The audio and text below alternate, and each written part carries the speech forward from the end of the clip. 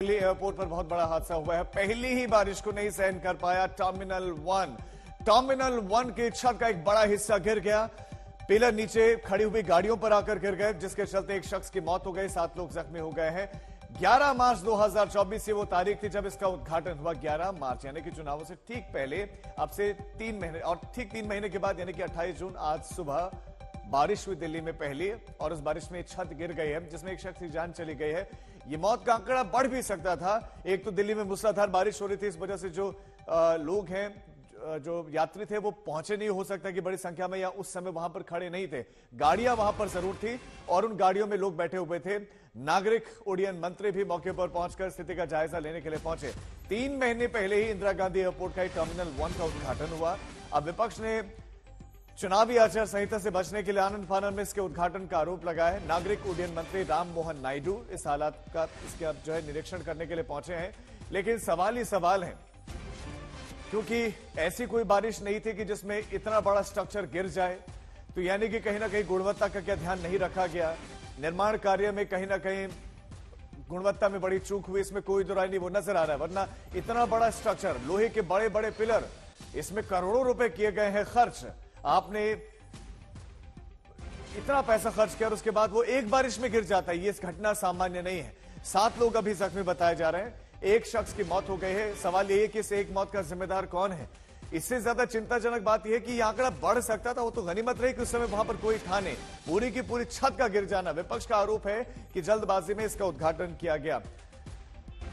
ये दिल्ली से एक बड़ी खबर आई है। एक तरफ दिल्ली पानी में डूबी हुई आज नजर आई, जो मॉनसून एक्शन प्लान है उसको लेकर सवाल उठ रहे हैं, लेकिन इस बीच में दिल्ली की आईजीआई एयरपोर्ट की छत गिर गई।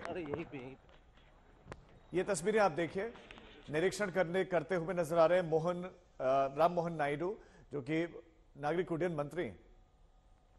हिमांशु मिश्रा हमारे संवाददाता इस खबर पर और ज्यादा जानकारी के साथ जुड़ गए। हिमांशु, जो निरीक्षण उद्घाटन के समय या उससे पहले होना चाहिए था, अब निरीक्षण वो करने के लिए पहुंचे, तो उनको क्या नजर आया प्रथम दृष्टया?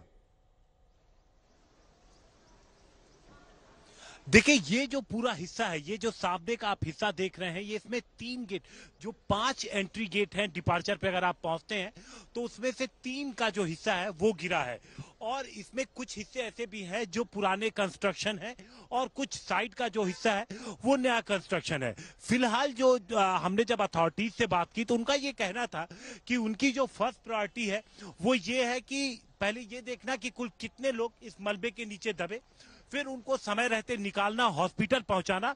अब चूंकि ये पूरा हादसा हुआ है, एक शख्स की जान गई है, तो न सिर्फ दिल्ली पुलिस एफआईआर दर्ज करके जांच करेगी, बल्कि उड्डयन मिनिस्ट्री अपने तरफ से जांच कर रही है, एयरपोर्ट अथॉरिटी भी अपनी तरफ से जांच करेगी, जीएमआर के अंडर में अगर ये तो पूरा जो हिस्सा है वो अपनी तरफ से जांच करेंगे। तो कई लेवल पे इनकी जांच की जाएगी और समझने की कोशिश की जाएगी कि आखिर इतना जो पूरा बड़ा हिस्सा है वो कैसे गिरा, और अगर ये कंस्ट्रक्शन पुराना था, कितना पुराना था, क्या कभी मेंटेनेंस में यहाँ पर कोई कमी थी। क्योंकि आप सामने के पिलर को देखिए, जो पिलर आपको लोहे का टूटा हुआ वो फर्स्ट फ्लोर पे नजर आ रहा है, उसकी आप कंडीशन देखिए।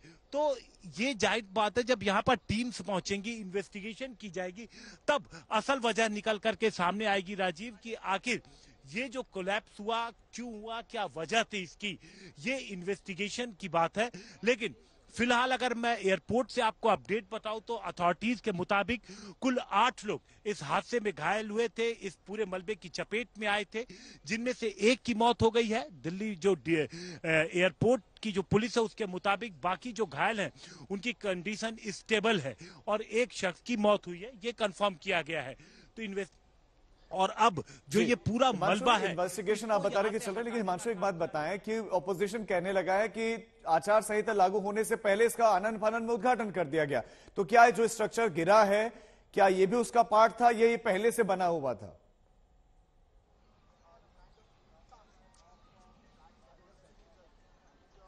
हिमांशु,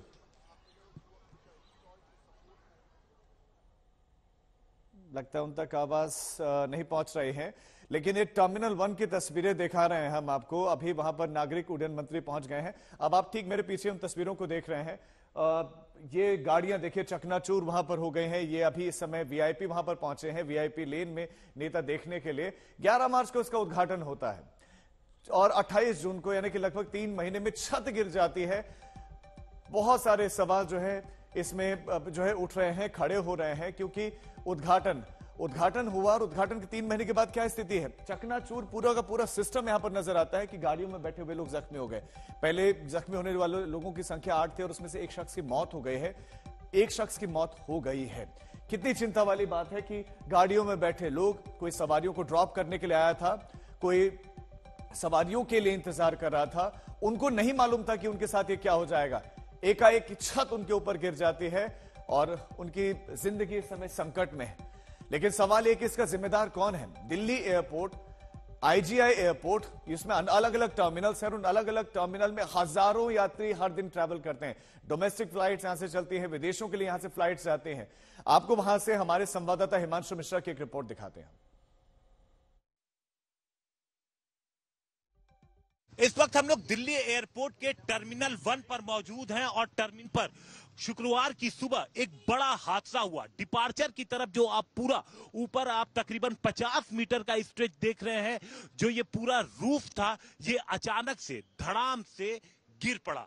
नीचे करीब 3 लोग मौजूद थे जो अलग अलग गाड़ियों में थे, वो इस मलबे के चपेट में आ गए क्योंकि उनके पास बिल्कुल मौका नहीं था। और आप देखिए ये पूरा जो स्ट्रेच है, ये लोहे के जो तमाम पिलर बने हुए हैं और उन पिलर्स पे ये पूरा जो रूफ था वो टिका हुआ था। और जो ऊपर के जो विजुअल आए हैं उसमें क्लियर दिख रहा है कि किस तरीके से जो रूफ जो पिलर है वो गिरे हैं और गाड़ी पे गिरा। और उस दौरान यात्री भी यहां पहुंचने शुरू हो गए थे।